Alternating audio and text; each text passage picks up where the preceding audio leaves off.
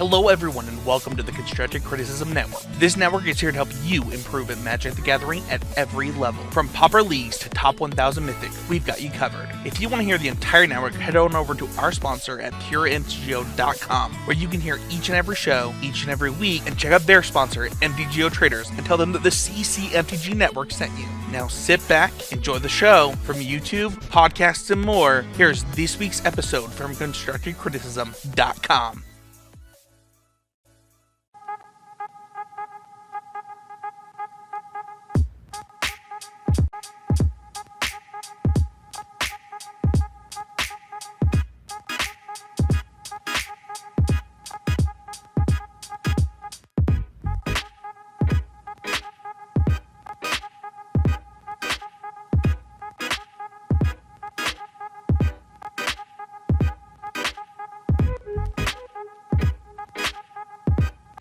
Hello everyone, welcome to the 350th episode of Constructed Criticism.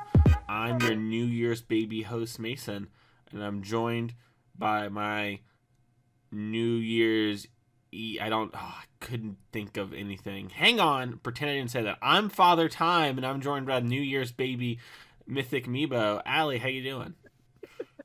That's better. I'm good. How are you? Good. I was trying to think of funny stuff to go with New Year's, and I don't really think about these. I kind of just do them on the fly. And I thought of New Year's, and I couldn't think if I did, and then we were.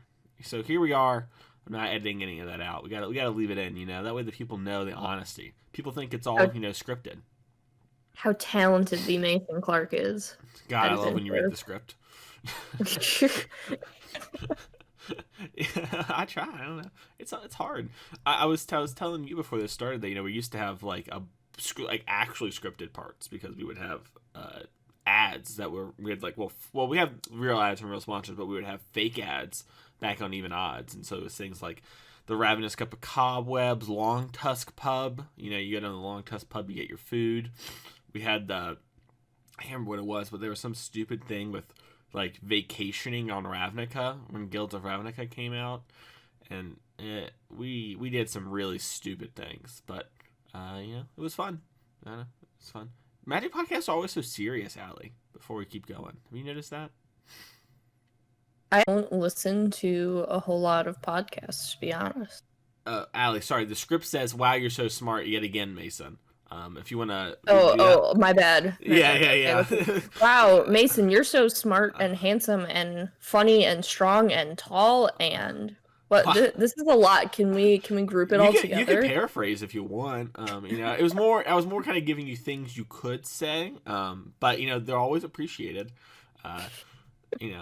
Yeah, I know they don't actually listen to it, but I feel like they are really serious all the time. There's kind of this beginning portion of most podcasts, but then after that, it's like Serious Sam comes out to play. And I don't know. It's a lot. Speaking of which, Sam Black has a new podcast on the Constructed Criticism Network. Sam talks all about Limited, so if you love Limited and you missed the old podcast Limited Time Only, and you were like, dang, I want some more podcasts along with Lords of Limited to listen to. What am I going to listen to? It is Draft Archetype, I believe is the name of the show. I'm not going to lie. I listened to it, but it just popped up in my feed, so I didn't listen to the thing. It's Drafting Archetypes. That's the name of the episode. So he's got 2 episodes out right now. And as you might expect from Sam Black, he breaks it down in extreme detail. Allie, that whole serious thing was a actual thought and a way to segue to Sam Black. What do you think on a scale of 1 to poggers? Wow, Mason, you're so poggers. Wow, I love this new dynamic for the show. It's really going to go places.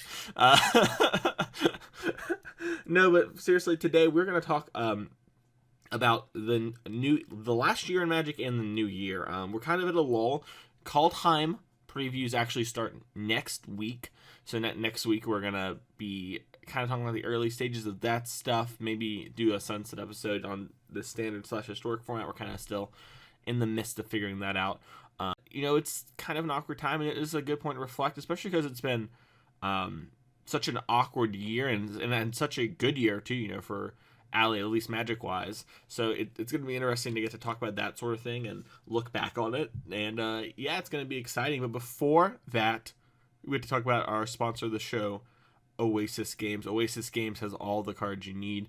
I don't think there's any more holiday sales. I think those have ended at the time of this recording, but there might still be something. There's always good deals on there. I actually just got my Kinnons. Allie Kinnon really was doing something in Historic there for a week, and then it's gone now, but I'm going to try playing it in Modern. We'll see what happens. So He's out there trying his best. That's trying his best. Trying his Kanye best. So I don't know, that card's cool. It feels like a card that should be broken. It's blue and green, printed in 2020, doubles mana, draws cards, kinda. Collected companies for a non-human. Seems kind of good. Mm-hmm. Yeah, I was actually really impressed with it. It always in the Kethis decks. I know people preferred Lizov for a point, but I am a Keenan fan. Yeah. Maybe Kel will come out in the next set, and then they'll be able to really maximize each other, You get it? Keenan and Kel? Oh gosh, this might be the small age gap we have actually showing. Did you ever see that show? No. Okay, it was don't worry about it. There's millennials love me. Anyways, Me and Mason are different ages. Oh no. Zoomers, am I right? They're so wacky. Us millennials, though, we have everything straight, except for the economy and our lives, and we won't talk about. But yeah, if you want to support Oasis Games and you get your Kinnons and maybe Kells when they come out, and run joke back, it's so good.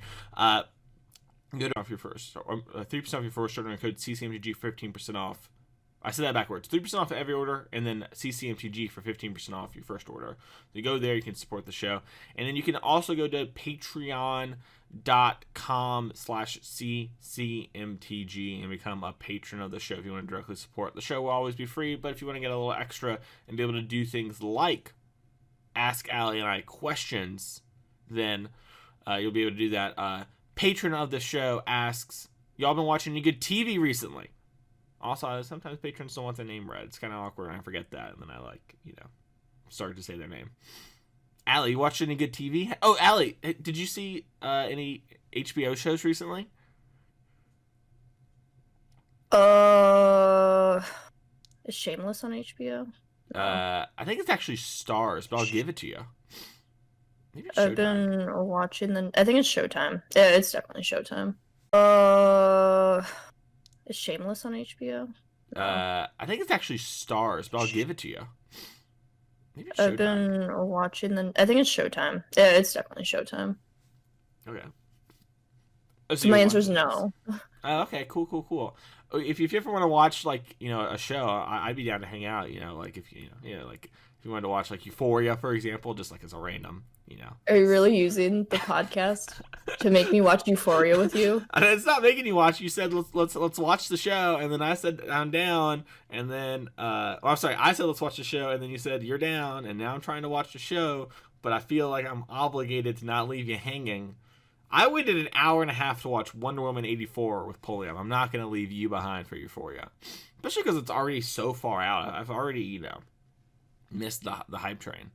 But yeah, that's what a totally random thing to come up. But yeah, that'll be on our 2021 bucket list. Watch Euphoria. Okay, I heard the show's great. I don't know.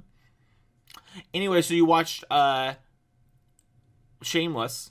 Are you caught up now? Is it great? By the way, parental discretion. Shameless, pretty extreme. Don't watch this one with your kids.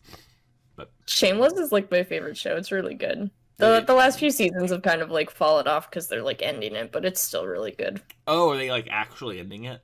Is it? Yeah, they're on their final season now. Oh, I didn't. Okay, I'll have to catch up. I had stopped watching. I watched seasons 1 through 6 in a 2-month period. Maybe it was 1 through 7.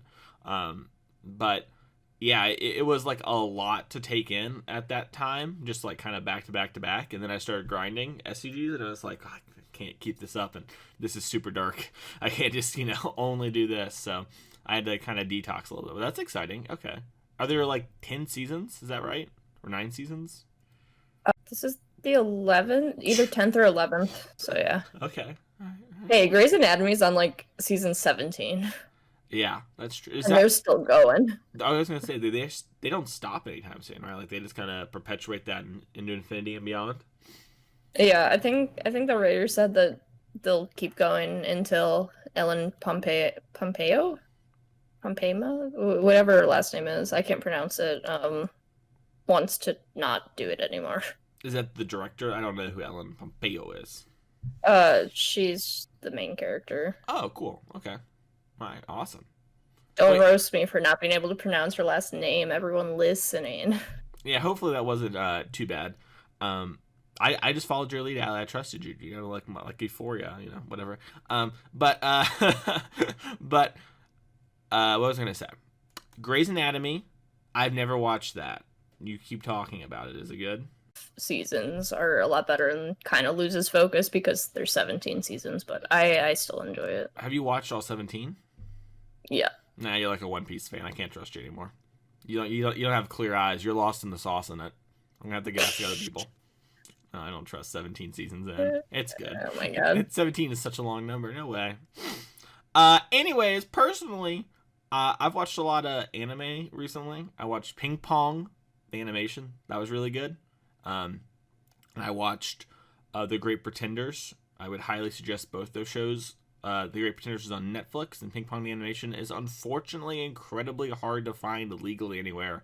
I got my copy off iTunes, but it's actually very, very good. Talks a lot about competition, raises some ideas, and kind of got me in the mood. If you like, you know, kind of like sports animes and hype stories, that one's really good. And then I watched The Undoing, Allison, which is The Undoing. yeah, which is like a little Queen. Yeah, which is like a little 6-episode drama series on HBO Max. It was good. It had Hugh Grant and Nicole Kidman. And they do a really good job. It's well acted and stuff like that. I don't know. It was a good time. And I started watching Vinland Saga, which is the story of like Vikings. I started that last night. I know I'm 2 episodes in. I was gonna start Euphoria. I don't know if you've heard that show, but I'm gonna wait a little bit on that one.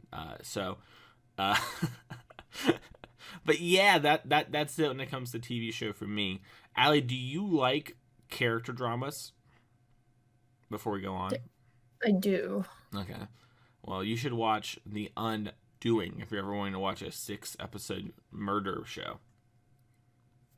It's pretty good. Undoing. I do enjoy those kind of shows, so. Yeah. 6 episodes, This is that's the a- whole story. It's great. This is a TV show podcast now. Yeah. We're Nerd On now. Nerd On now. I think that's the name of that show that talks about stuff they like. Yeah, that's it. I thought about it. Okay, I'm on one today. We're having a long day. Okay then. Well, this has been a casual episode. Let's talk about 2020. 2020 was kind of a normal year, Allie, you know, when we're looking back on it. I don't think a whole lot happened. You just want to skip to 2021. I mean, I can't think of anything that went on. Nothing happened. Nothing at all. Yeah, but It was a pretty unremarkable year. No crazy wild things happened. I just kind of did nothing all year. little bread and butter year, you know. Sometimes you just have stock years, you know. It's one of the things about Magic, right? It's like a marathon, not a race. Some years are just not going to be as remarkable as other years, and that's okay, you know. You gotta be on the track. No, but seriously, like, it's crazy. You know, we talked a little bit about this before the podcast as well, but one of the things we kind of talked about for CC going into 2020 with Allie coming on the show is that between us, we were going to be at every major, like, WotC event. Because I was going to play all the SCGs, except for Dallas. I'm never going to Dallas. Can't make me. I'll lose the PC race for it. And Allie... Dallas is nice. I've never heard a good story about getting into Dallas. I have heard too many horror stories. That was so funny. That was so funny the one year that, like, no one got into Dallas and I was super panicked, and then nothing happened with my flight at all. I just, like, got on the plane and got there.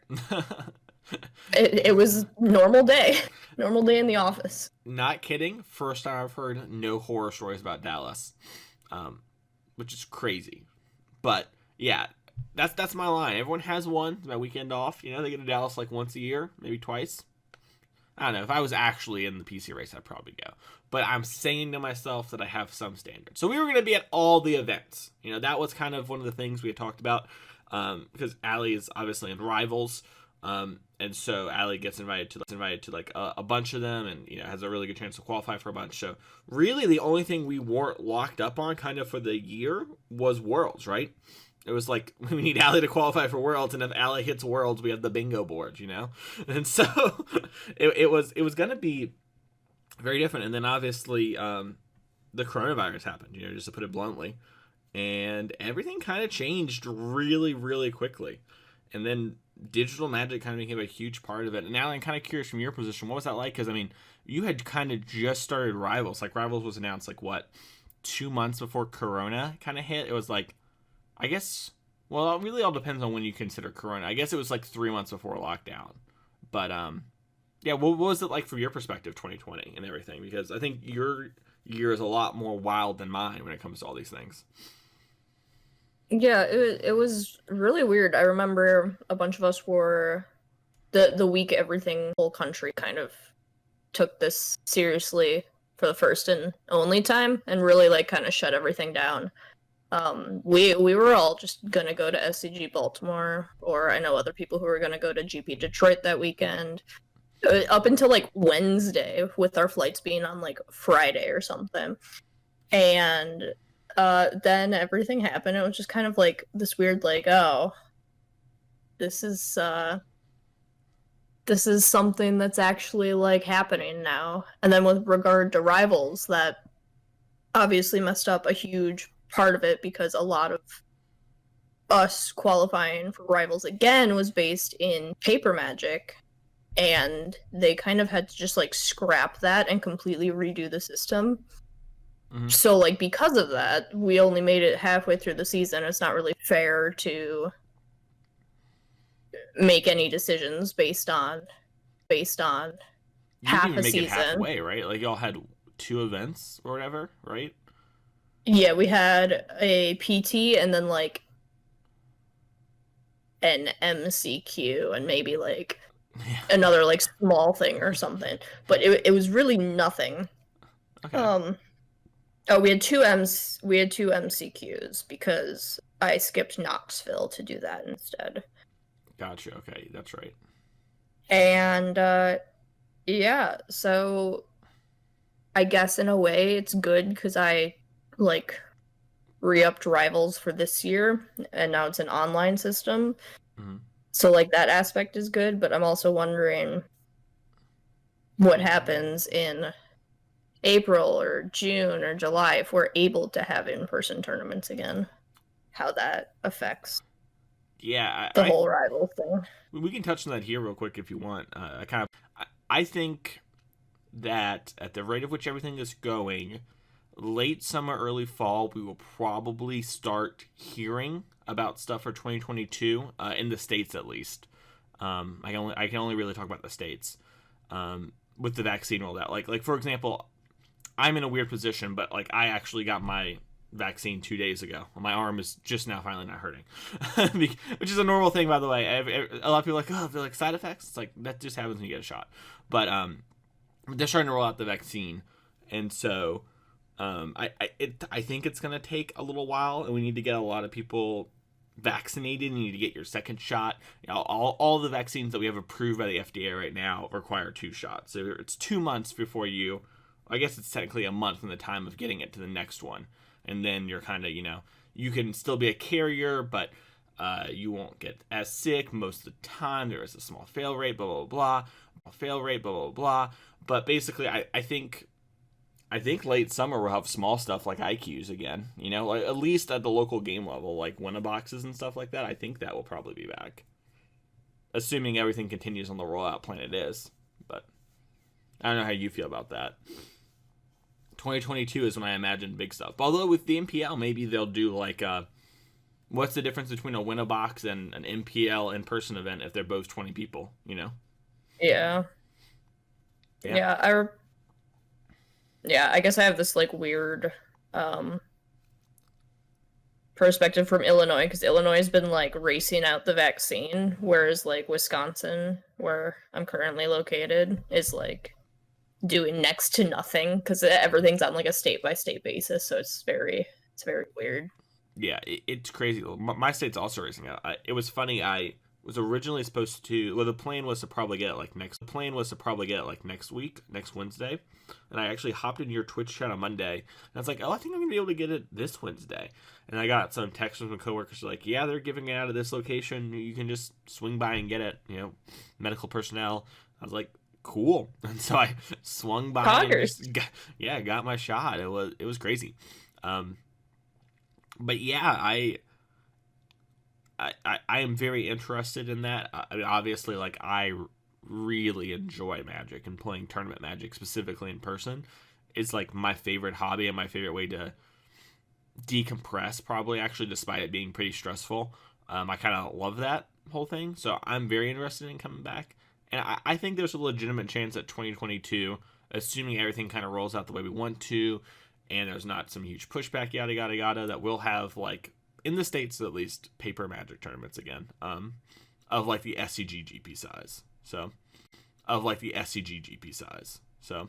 but they might be capped too. That's one thing I thought about. It's like they might come back, but they might just be like, hey, early registration, we can only have this many people, you know, because there might be state and federal laws too that like slow gatherings at first, you know, just while people are still getting immunized. I don't know. It's gonna be very interesting to see. And obviously, as we've just talked about the rollout of the coronavirus vaccine and everything when it comes to that, it has been a very weird year. And for you specifically, Ali, I mean, you kind of, despite that, maybe in stride with it is a better way to say that.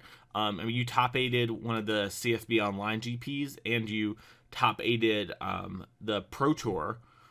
It would have been the Ikoria one. I don't remember the name of it, like PT or MC3 or whatever. But yeah, like, you know, with those sort of things going on in your life and your event, how do you feel about Magic? Because, I mean, those are like huge accomplishments. You talked on Twitter the other day about how, like, one of your goals for going into 2019 was like you wanted to cash a couple events. And so that's like a pretty big step up from A to B, you know? Yeah, it's really weird. Just kind of like getting a lot of these. It's always weird when I like set these like weird goals for myself and then like reach them, because I just don't expect to actually reach them. And yeah, the whole thing is weird. It makes me wonder what it's gonna be like in paper events, because obviously there's a huge transition from like paper to online or online to paper. And I think part of the reason that like I've done really well in these online events is like I just don't have to deal with like awful things regarding paper or like human interaction or anything or whatever. Like it's literally just like Magic and playing the game, and that's something I really liked about online. Mm-hmm. And I think I have done really well since then, because it's just it's not really about me as a person. It's not about me interacting with people around me. It's literally just play the game of Magic as intended, and just like true like raw form. There's no angle shooting. There's no like there's no way to get like, well, there's ways to get like small edges on your opponent, but you're not like you don't have to worry about your opponent cheating. You don't have to worry about something your opponent said to you. Like, there's no distractions. It's literally truly just to its fullest extent you're playing Magic, and it's just skill versus skill and arena shuffler truthers, and that's just kind of it. Yeah, so I kind of want to dig in on that, if you don't mind, a little bit. Do you find that your feature matches when you play online don't put that same sort of pressure on you that they do in person? And I don't think you and I have actually talked about this on the show, or maybe even off the show, now that I'm starting to say that much. But I know that for a lot of women and non-binary people that I have known in the past, they feel a lot of pressure when that time comes. You know, if we're being blunt, on the tournament scene, there just aren't as much representation right now, and there's a lot of like, I need to represent. And then I think part of this too is we see things like when Autumn wins, when you win, when Emma wins, when people do really well. Like I remember when Ash was the top aided, there's always these wave of tweets and stuff that are like, I feel like I can do it now. So it's not even like the pressure's in your head. Like there's actually in some way, like, and I'm not trying to put more pressure on you, but in some ways you're kind of like ushering more people in, right? Like every win is potentially the win that makes someone go in. Like Trey, old co-host of the show, one of my best friends, he was watching MC1 with Autumn, and then he was watching MC1 with Autumn, and then his wife kind of sat down because they have like a projector TV, and she was on her phone, and she kind of got into it. When Autumn won, she plays board games and stuff like that, but she never got into Magic. And so when seeing Autumn win made her want to try playing Magic. She ended up not liking it, but it turns out she loves Keyforge, and so now they have that together, you know, and that sort of thing. Keyforge is so good. Keyforge. Side tangent. If Keyforge was the game that launched on Steam and had like $1 for deck microtransactions instead of whatever the Dota card game was, would have killed Magic. That game was so good. All right, moving on. Yeah. That game was insane. I love that game. But yeah, So do you feel like that's not there as much, or do you try not to think about that sort of stuff? Have I put all these new worries in your head? What's going through your head? I think it's not there as much. If I'm on like an online feature match, and maybe that's just because like people can't actually see me or anything. Like I definitely worry more playing a feature match than just playing against my opponent round whatever of a PT for sure. But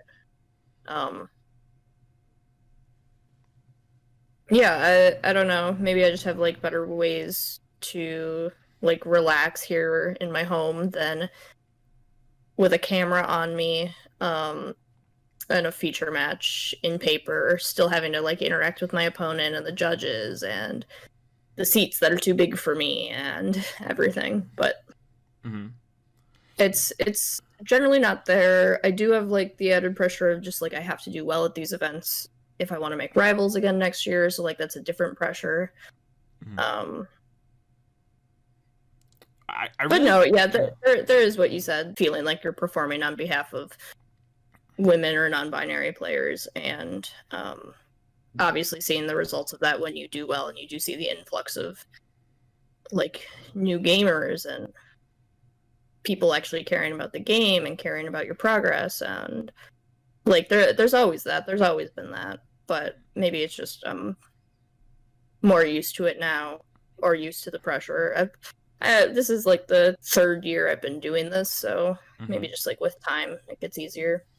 Yeah, I this is funny. I didn't want this episode to be because we're kind of getting dangerously close to the classic women in Magic episode, which I do think are good. But I should say this because we've done episodes like that before. I think it's super important, but I do think that one of the things I've noticed is the same episode happens regardless of what podcast it is every single time. So the times that we've tried to do it here on CC, where my old podcast Even Odds, I've actively tried to avoid this stuff.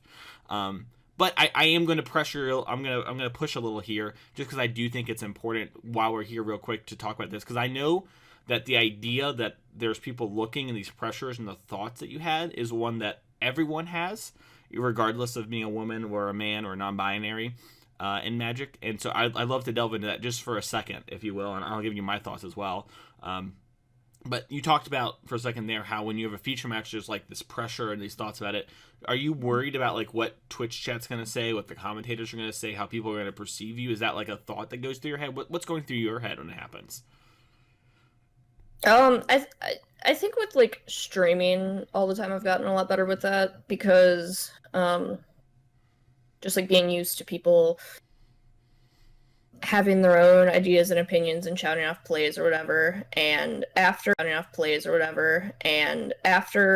I had my feature match at MC7 where I just had like the best match of my life, and then seeing Twitch chat like tear me apart for a play that ended up winning me the match makes me realize, okay, I don't really care what a lot of these people, these random strangers on the internet, say about me, because they just like they couldn't identify that my winning line was the winning line. So that like critique or like trashing my plays or whatever just like doesn't mean a lot from strangers who can't identify winning lines, I guess. If I want to like have a discussion about my terrible plays with the Mason Clark or someone else, like that's fine, that's constructive, but I don't really care anymore What people think. yeah, what people think or say. And I think that comes with like just continuously being quote someone in the community or whatever. Is just maybe this is a bad thing, but I've gotten so apathetic. I don't care if people hate me. I don't care what people think about me. I just like really don't care. I have the people I care about, and that's all that matters. Sure. Yeah, I think that's kind of healthy too. You know, people aren't really designed to be in the position you are, right? Like that's a new thing we're kind of figuring out. Like I don't know how many Twitter followers you have, like 15, 16,000 or something like that. That's like, if you think about it, that's like what a king might rule half of that, you know, in like old England times or whatever, you know, like I don't know the size of like some dukes and stuff like that, but I don't think they had as much land as you had, you know what I mean? And like, it's a totally different experience. It's something to figure out. So yeah, I'm glad to hear that. I also think, you kind of did it before. You know, we didn't mention this, but at the end of 2019, you top 8 at a GP as well. A team GP, but you know, team GPs are harder. Everyone says they're harder. So you have the really hard GP, and then you have the online GP, and so you kind of did it right. I imagine that it probably helps a little bit. For me personally, though, since I don't want to just make you feel like I'm only asking you, I think the feature match stuff is weird, because for me, I don't really care or think about that sort of thing in like a negative light. Like, one of the more eye-opening things to me, and one of the moments of really getting it, is that I am very different than others when it comes to interacting with people and that sort of thing, and especially a lot of other people, I think, in Magic. And I'm also very much like, down to clown might not be I say something that's wrong on the podcast, like I have the wrong opinion, like it's not the end of the world. I'm not gonna lose any sleep over being wrong, or someone thinks that like I'm not as good as maybe I am, or they et cetera, right? Like it's just whatever. If I make a mistake on camera, I make a lot of mistakes off camera. Yeah, so, Oko is not broken at all. Say what? Oko's not broken at all. Oh, Oko's fine. Probably not even that good. Once upon a time's like whatever, you know. I will say this: maybe the one we got more wrong was Yorion, where I said Yorion is the perfect example of a companion, when it turned out to be maybe the most broken in Standard. And I believe I even used the word Standard for it, which is truly something. I'm not sure. I feel like the parasitic food walker, you know, was like, a lot of people were wrong about that, and a lot of people were wrong about Yorion, but 80 card Standard deck, and I kind of said it was the perfect design, we should get more of it, when it was maybe the most busted, is truly an astronomical miss. That being said, I got to figure right. Okay then, but yeah, I just don't have that pressure, and that sort of thing. Like, I don't mind being silly like that. I don't mind talking about my mistakes and things like that. It's fine, you know. And I don't care what Twitch chat says. It's actually funny. I care more because I think it will lead to maybe some funny moments. So a lot of times when I go back and watch my features, I check the comments in Twitch chat if it's like the same night of like an Avad, because I want to see like the funny and silly stuff that happens, you know. And I just have no outside pressures or worries because of that. So I definitely have a different relationship and experience with it. So yeah, it's wild. Who knows? You know, it's crazy how we interact with those things, and it definitely, I come from a huge place of privilege. You know, when you were like, just kind of go on that for a second, when you touch, you know, when you were like, just kind of go on that for a second, when you talked earlier about playing in person, and I get what I'm about to say here as a me thing, but like, I assume 99.9% of my opponents aren't cheating, and I'm paying attention in the game, and so if something weird starts happening, I will perk up. But for the most part, I just assume no one's going to cheat me. Just not going to happen. Not a thing. Just don't even worry about it. But I consistently hear from my women and non-binary friends, or my friends that are in a minority of some sort, talking about how they have to deal with people cheating. And I've come to the biased, only from sample size, no real proof study, a conclusion that it's because I'm a talkative white man, and I'm like 6'2", you know, I'm like a kind of a bigger dude, and like I think that people just don't think they can run it on me. I think that's just the truth of the matter. You know what I mean? You know what I mean? We get it. You're tall and handsome. I love the script, but yeah, you know, like that's just you know how like Grindcast TCR's podcast with Lee McLeod, they do like those clip things where like they have like a voice clip and they have a card and they're talking about like the card for that week and they promote the episode. I'm just gonna take all the tall and handsomes and make that the clip, you know, on Twitter. It's gonna be our first one. It's like, Mason, you're saying in like all the great stuff, so it's gonna be great. Anyways, yeah, so that sort of thing's crazy. It's such a weird dynamic, and I know so many people get so excited or anxious for their first feature depending on where they are in life, and so it's gonna be interesting seeing that stuff come back. Do you have anything else you want to talk about when it comes to your 2020 before I kind of go on about myself for a minute? No, go off, King. Wow, I love the script. Anyways, for me, so I started playing SCGs the half a year prior. I locked up my buy for 2020, and then I started grinding, and there was a hot second when I was in the top 16 on the SCG leaderboard. I think I'm 19th right now or 20th. I'm definitely tied for 17th with like 4 or 5 people, including the hands. Are by. God, they gotta carry it over, right? Like I want to use, but I've never used the buy. I want the buy. The buy is busted, but God. Anyways, real quick tangent. I was 1 place off of getting 2 buys. Oof. Curse you, Abe Stein. I needed 1 more match win at the Invitational, and I would have beaten him. So were you like 2 points behind? Well, like actual 1 point behind him, or were you like just like that 1 win got you enough points to get ahead of him? Were you like just like that 1 win got you enough points to get ahead of him?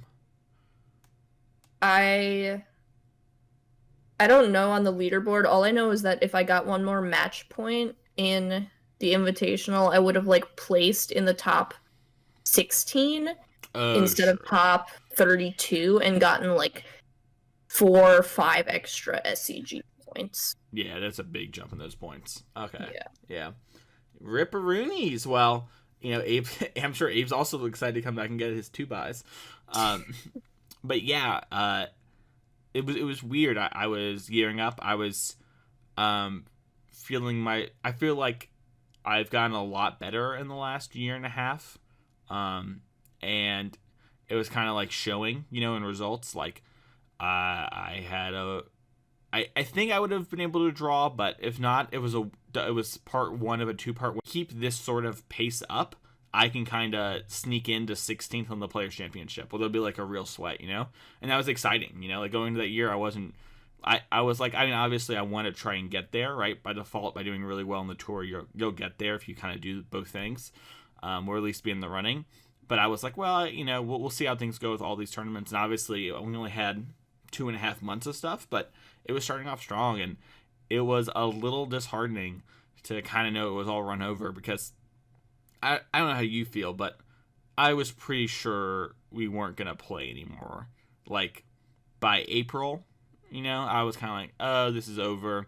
And then when they started doing online stuff, I thought they might move the point system to online that they had going before, and they didn't, which I respect, you know, make them 2 different things. But it was kind of awkward and weird, and there weren't that many events I could actually play because I didn't work from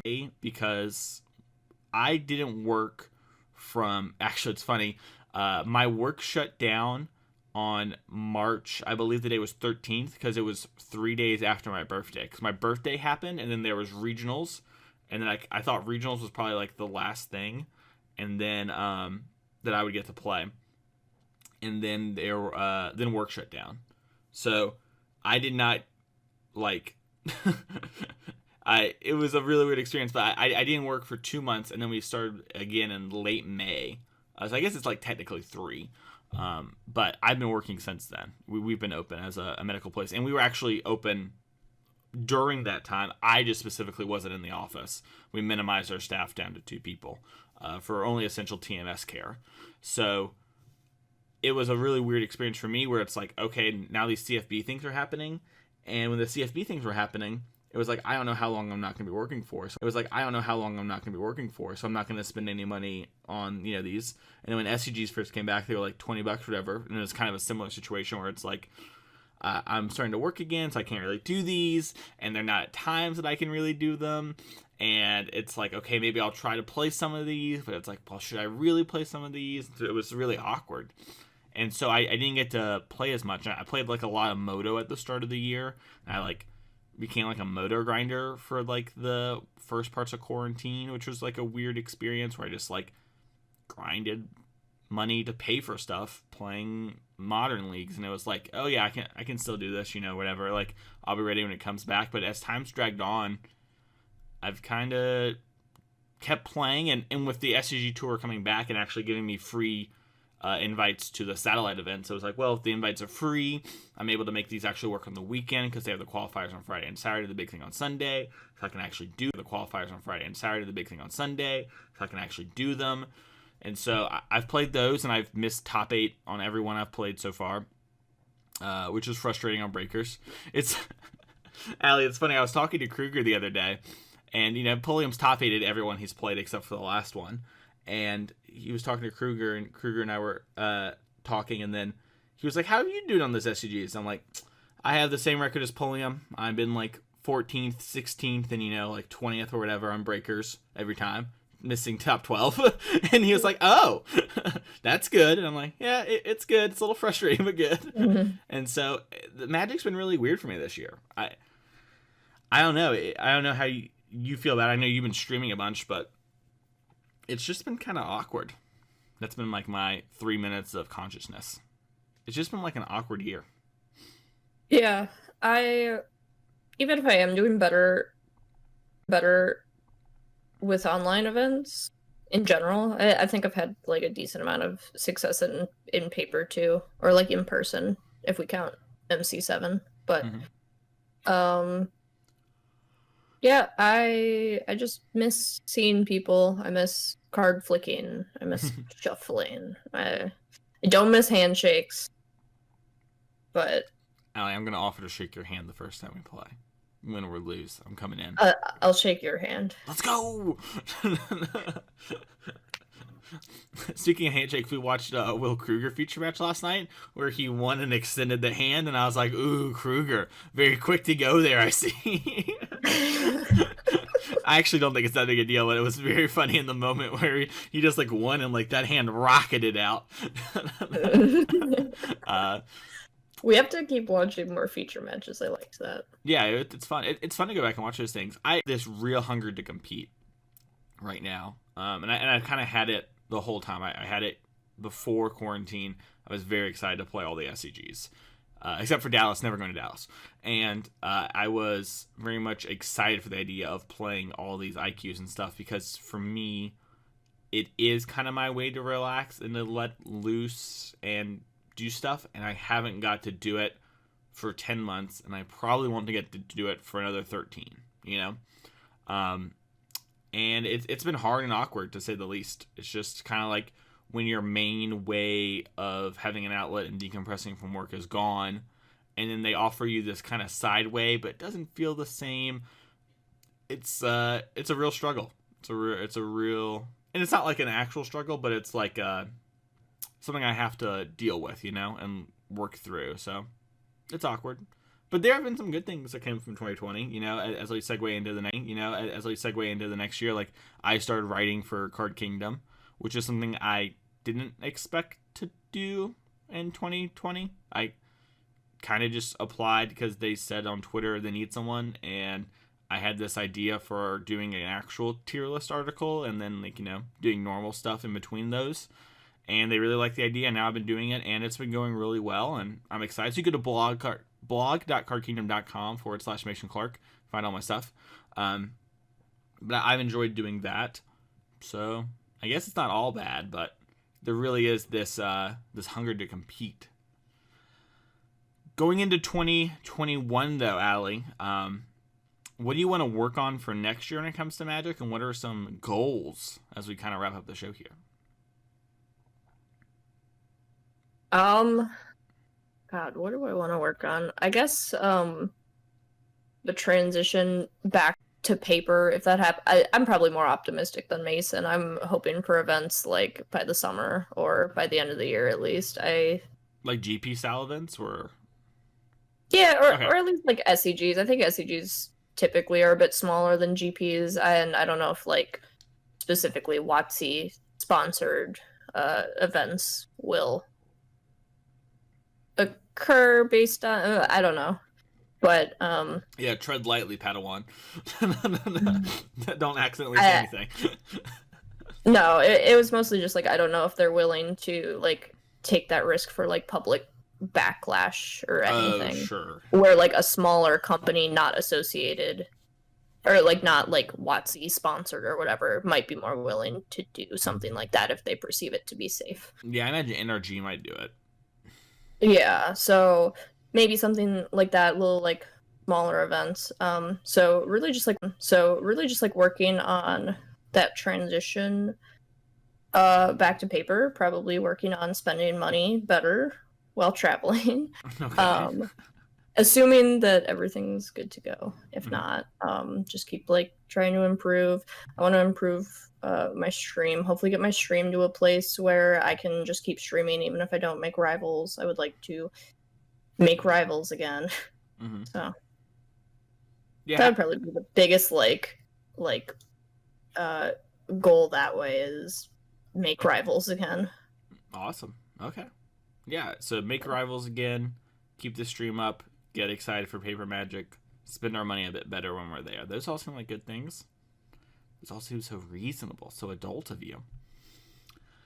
I'm going to try better at trying harder, a bit of a better job, specifically with the SCG satellite events and the Sunday Open. I've put a okay amount of work into it, but I haven't put in as much as I probably should, given that they are like 1K or they're like 2Ks that are like PTQs as well.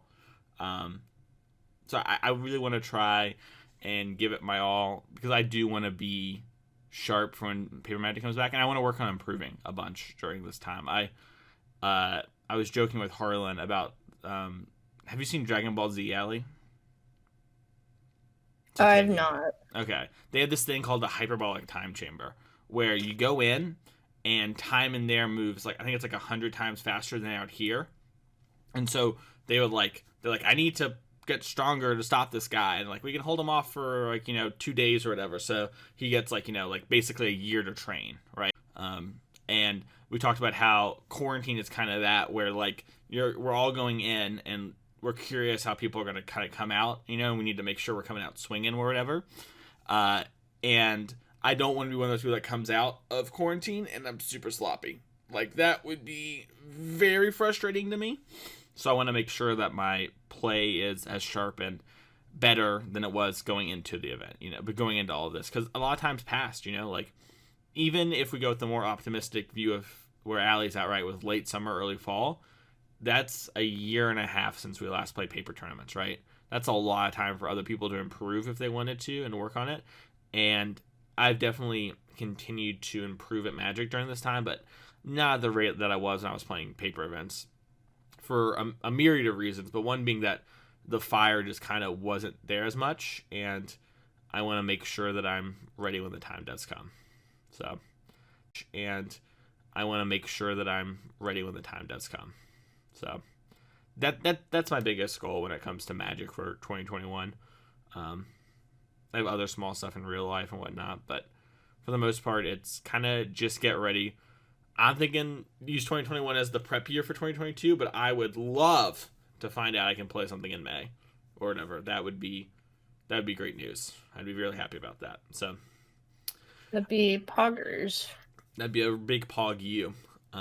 Allie, is there anything else you want to talk about before we wrap up the show? Anything for 2020, 2021? Anything you want to kind of put in the time capsule? The time capsule unbanned twin. Does that count? So wait, are you saying that you think they're going to unban Twin in 2021? Oh, I hope they do. I don't think they will. I wonder about when they'll start, trying to get things exciting again in Modern, because right now it's kind of like there's I'm a lot of so things sick of happening. Modern. You don't even I don't play play Modern. I watch you guys play it and it's awful. You liked watching the Hammer Deck the other day. I could tell. You came in Ugh. here and you're like, "What format is this?" Because you didn't think it was Modern. If we told you it was Pioneer, you might have been interested. I thought about No, lying to you. I thought it was like some weird kind of limited format because all the cards were bad. Oh, okay, yeah, cool, no doubt. Yeah. You weren't even playing. Don't sound offended. Yeah, I know. It was only joke. Yeah. I don't know. Sometimes I do things like the Stoneforge on Man because things change, context changes, power level increases, etc. And I wonder if we'll get something like that in the near future. I don't know. Maybe there's no reason to. Who knows? I have a huge yawn there. Well, Allie, I think that's going to do us for our last episode of 2020. I think this is actually going to drop on New Year's Eve, so a timely drop. Thank you all so much for spending this last year with us. We know it has been a term. I was going to say a word, and then I realized that might not be the right word, so I'm just going to say an extremely crazy year for Magic, and I know there are a lot of people who have a really hard time connecting with the online tournaments, have a really hard time being motivated, and they feel like they've kind of lost this thing they love, and they feel like they were in a similar spot to me, but for their goals were maybe even in the same camp as me, and were you. And this year has been really trying and hard, and it's truly, when people say it's a once in a lifetime thing, they always say this like weird reverence or whatever, that like this is our once in a lifetime thing, this is our great generation moment. But it really is. This is truly like a once in a lifetime type thing that we as a species have to get through, and it sucks or whatever that we live through it, but also we live in the same timeline as Ariana Grande. So truly, a little A, a little B. Sometimes you gotta give, you gotta take. But thank you all so much for listening this past year. Truly, it's been great, and we know it's been awkward and everything with the transition to online Magic, but we're hopeful for the future, and we're hopeful for the future of the show, and we can't wait to see you all for more episodes of Constructed Criticism in 2021. Happy New Year, Allie. Happy New Year, Mason. The Mason Clark. Mason Esports Clark.